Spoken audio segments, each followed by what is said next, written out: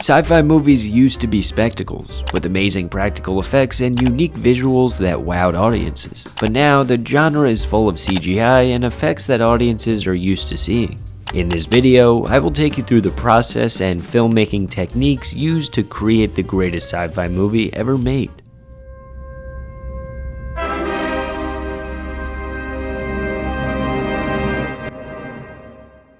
(2001) A Space Odyssey. In the 60s, the race for space exploration between the United States and the Soviet Union was prominent, and the Soviet Union was dominating it.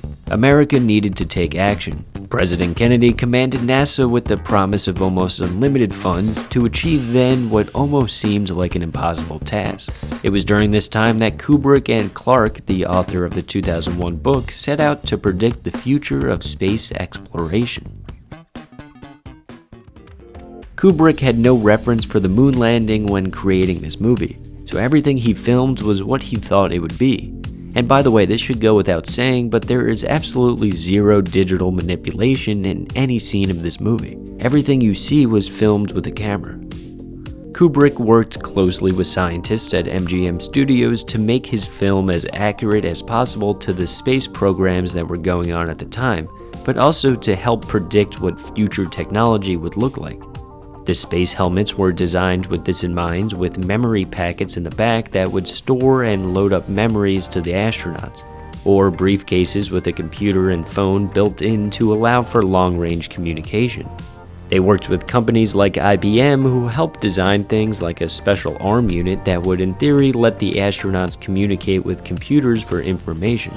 There's just a lot that this movie got right, like long-range video calling, which is essentially FaceTime in today's world. They also played with the idea of a space station that their ships can connect to, and keep in mind that the first space station wasn't built until 1971. On that space station is one of the most famous effects in the movie, the floating pen. As we can see, the man is sleeping on the ship with no gravity. His pen flies out of his pocket. To achieve this effect, they attached the pen to a sheet of glass. Therefore, the camera would only pick up the pen. They could move it around and manipulate the angles to make it seem like the pen was floating around in the air. The glass had to be super clean though to not pick up any scratches or smudges. You can actually see her grab the pen off the glass when she picks it up. And speaking of that ship they're on, all the ships are filmed in miniature, and all modeled by artists with tiny details that sells their design. Kubrick wanted everything to be perfect, although he had no footage to base his visuals on. Matte paintings were used for the planets, and the stars in the background were precisely placed to match the exact speed Kubrick wanted. Another effect comes from one of the big set pieces in the film, the centrifuge in the ship. They actually built one in MGM Studios. It weighed 38 tons and would spin around kind of like you've seen in modern movies like Inception. It cost $750,000 to make. The cameras had to be attached to these unorthodox mounts to match the centrifuge's movements, and optical engineers had to design these equipments which would meet the requirements for Kubrick's bizarre imagination. While all these effects were cool and masterfully done, none of them were as groundbreaking and innovative as the Stargate sequence, which again was all captured in camera. This was done using what's called a slit scan technique. A good way of thinking about it is like those time-lapse photos.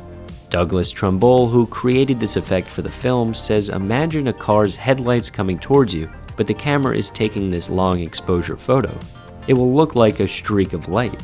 For 2001, they would film one streak at a time using what was essentially a black cloth with a slit in it that they could shine light through. Therefore, when they would move the camera towards it, they could move the lights in the background with certain patterns to get this effect. Each frame took 5 minutes to film, and they had to film all these twice, one for the right side and one for the left. This means it took 4 hours to film every 1 second of this sequence, if they were filming at 24 frames per second. It took them months just to create this sequence.